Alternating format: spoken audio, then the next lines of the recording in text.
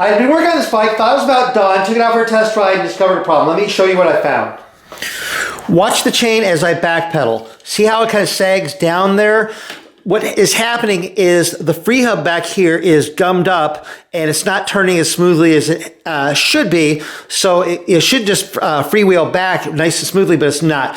And that can cause problems when you're riding. It can cause things like chain suck, chain jams, drop chains. So what I need to do is I need to remove the free hub. I'm going to flush it, lube it, and put it all back together. And I'm going to show you how to do that. Okay, start off by removing the wheel.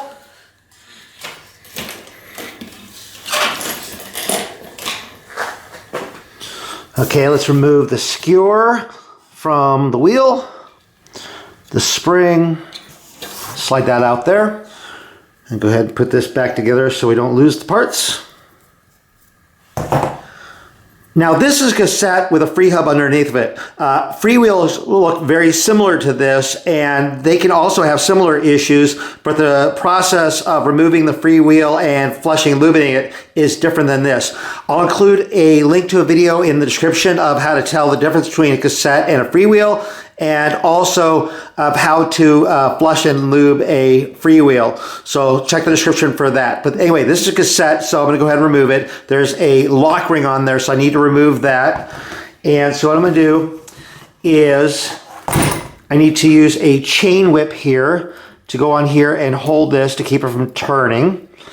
And then I have a lock ring removal tool that's going to slide in here like this, and then use a big old wrench here to turn this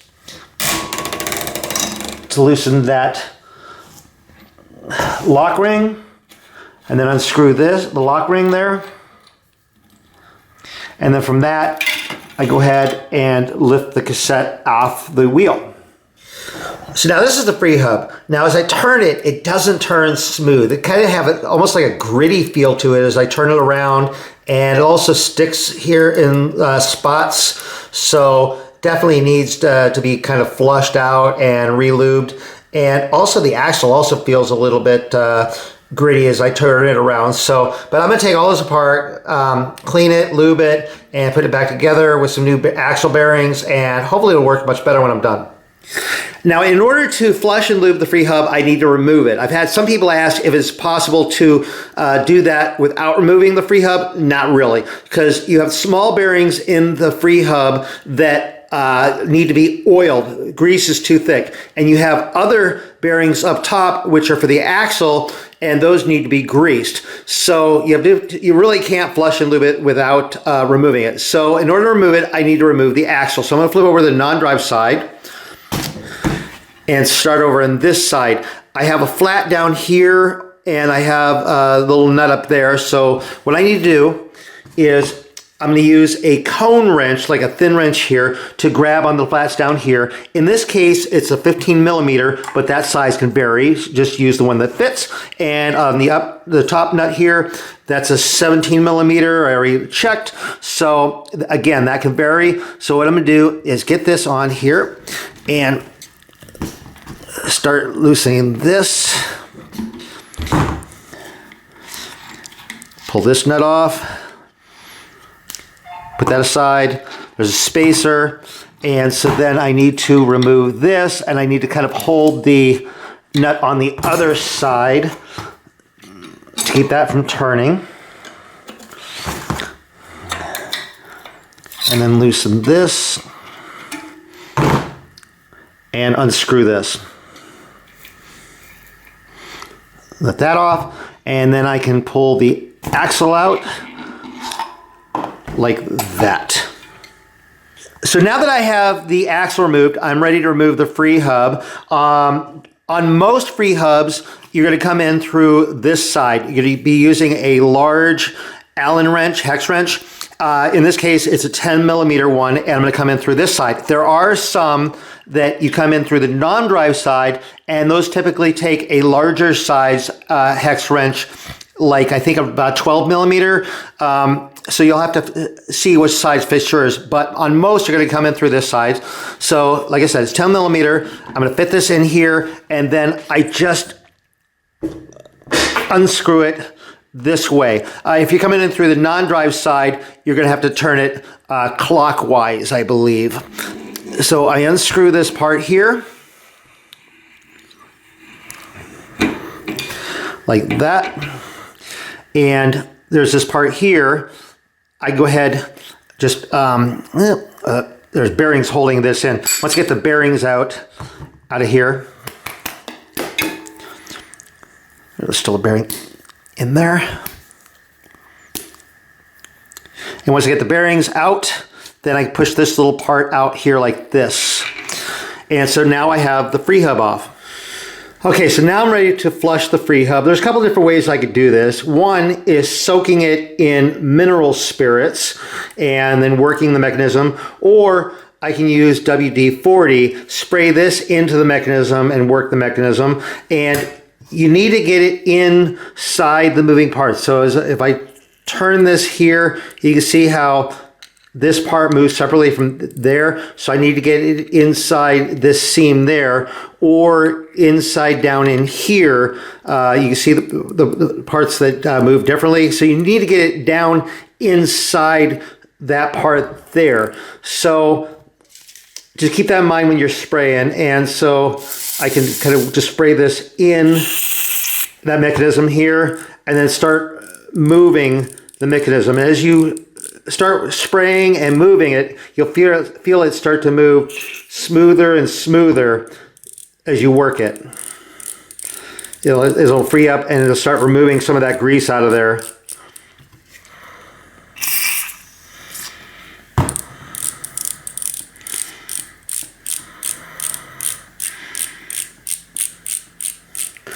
Now when it's fairly well flushed out, it should be turning pretty smoothly, and you should hear the pawls clicking in there. And so that's a good sign that you have it pretty well flushed out. Now you want to try to get rid of as much of the WD-40 as you can. So with a paper towel, go ahead and wipe off the exterior. And what you can do is go ahead and just tamp the thing out as much as you can. If you have an air compressor, go ahead and use that to try to blow out the WD-40 as best you can.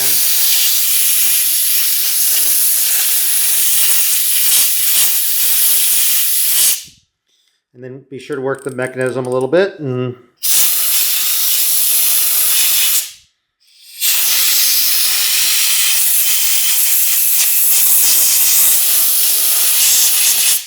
that's one of the nice things about the mineral spirits is you generally don't have the problem with the residue. It just kind of evaporates out of there.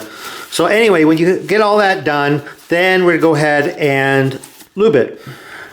Now to lube it, what I recommend is Phil Tenacious Oil. It's a heavy, thick, sticky oil. And this is really good for lubing the insides of free wheels and free hubs. If you want to try something else, you're kind of on your own there. You have to just kind of experiment, but probably like a heavy oil. I've heard some people use like kind of the chainsaw bar oil is kind of a heavy, thick, sticky oil. But anyway, what you're going to do is you're going to drip some of the oil down along this seam here. And then work the mechanism, because as you start turning it, it'll start kind of working into the seam there. And just keep the oil on there and keep working it into the mechanism, because you want to work it down, all the way down and through the mechanism.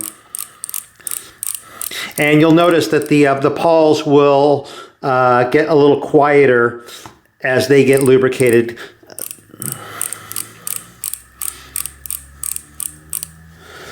Now once you've got the lubrication worked down through it, go ahead and wipe down the outside as best you can. Get rid of all the excess oil all over it.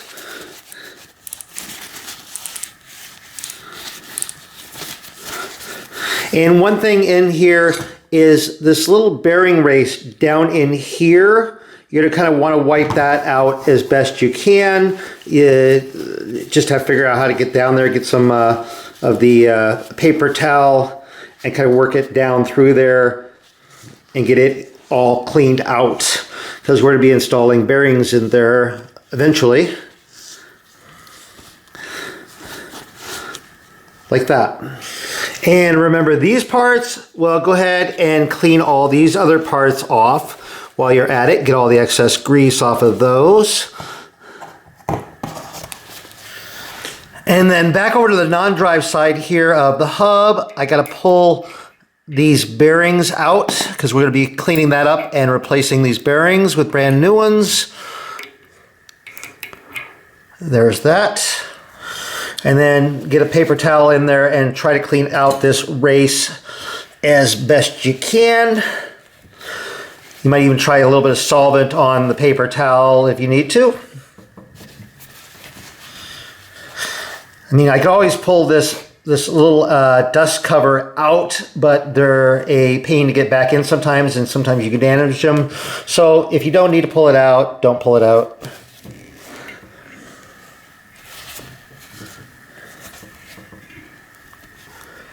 So these are the bearings that came out of there. I'm going to be replacing with brand new bearings. If you could go through all this work, you might as well replace them with brand new bearings because they're real cheap. And so you want to verify, typically on a rear hub, you're going to have 9/4 inch bearings on each side, but you want to verify that that's what your specific hub has, because there are sometimes differences. But so I got a spoke gauge, bearing gauge here, and I put it through the 1/4 inch hole there. It goes right through, so it's a 1/4 inch bearing, and there's 1, 2, 3, 4, 5, 8, 18 bearings there. So that's what I'm going to do is 18 brand new bearings into the hub. Okay, so now I got my mini grease gun here. I'm going to be squirting a line of grease throughout the bearing race here on the non-drive side. I want to have enough grease there to hold the bearings in place. And I'm using marine grease. It's kind of a bluish grease and works really well for this stuff. Okay, so I got grease all throughout there. So now I'm ready to install the bearings. I'm using some tweezers, and I'll just go ahead and place them into the race one at a time and push them in. The grease will hold them in place. And they should form a nice continuous ring around the inside of the race.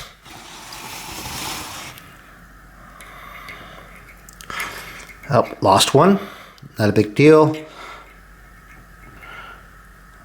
9. So I got 9 bearings going around there, and I'll pick up the one that dropped through. Now I can go ahead and install the free hub here. It fits like right onto this little part there, just like this.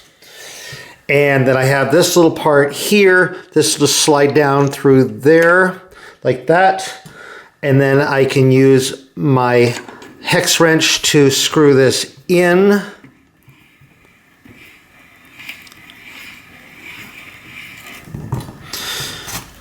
And tighten it on. It was pretty tight to begin with, so I kind of tightened to about the same tension, like that. And so now the free hub is on there. And so now I want to go ahead and insert grease into the race around the inside here. And so I'll use my grease gun to squirt around to the inside of the race, inside the free hub there. And then using the tweezers, go ahead and place the bearings in the race there one at a time. And there should be 9 in there as well. And 9 bearings in there. So now I'm ready to install the axle. I'll install the axle from the drive side, slide it through, and then I'm going to flip the wheel over. And then this is a little trick that just makes it help, because I have to adjust the cones on there. So I'm going to use a small vise. This is called a drill press vise, but a regular vise will work. I just like the drill press vise because it's very low profile. And so I'm going to clamp this onto the nut on the drive side, just loosely on there. And then I'll bring this over. And then I'm going to tighten the cone down. When I say tighten it down, I'm just going to put it on, but not tighten it.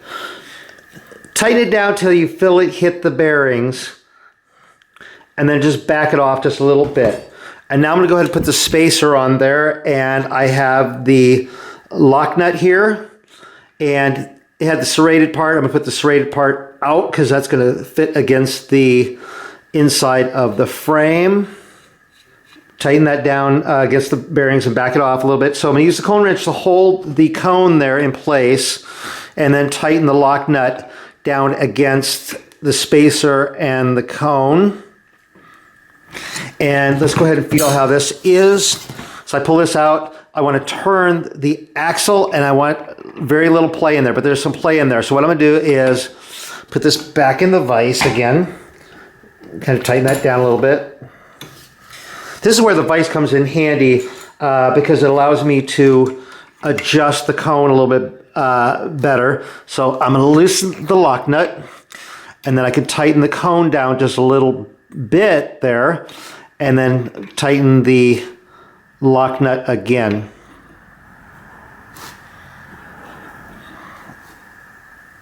And let's test this. Axle turns smoothly. There's just a touch of play. I'm going to take just a little bit more slack out, just a hair.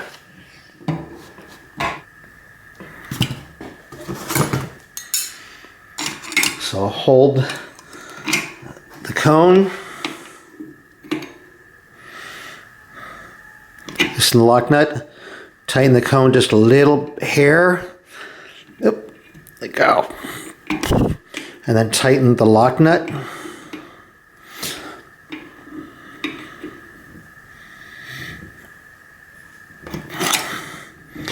And feel how this feels.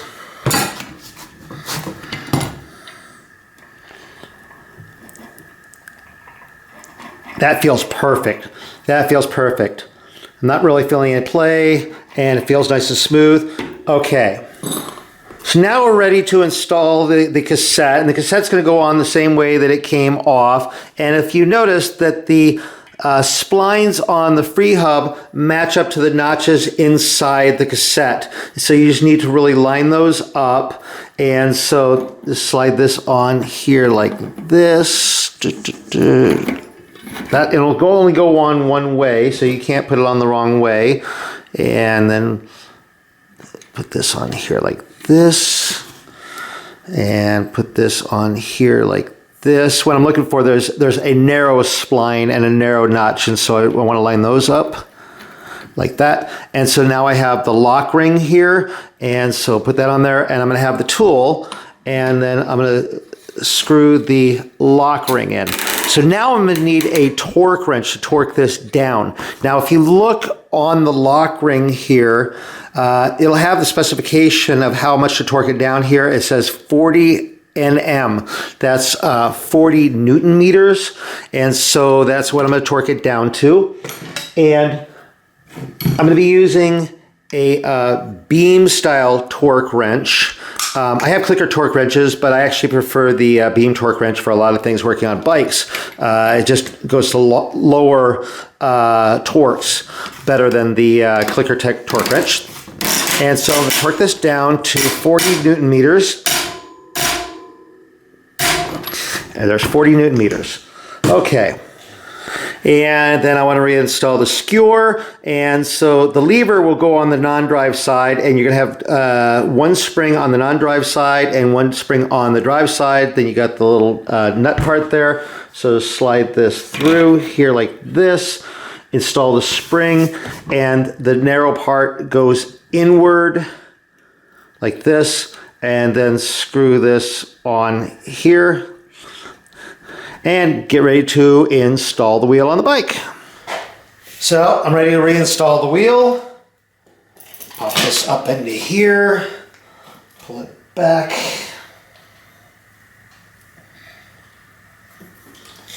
You attach the brake.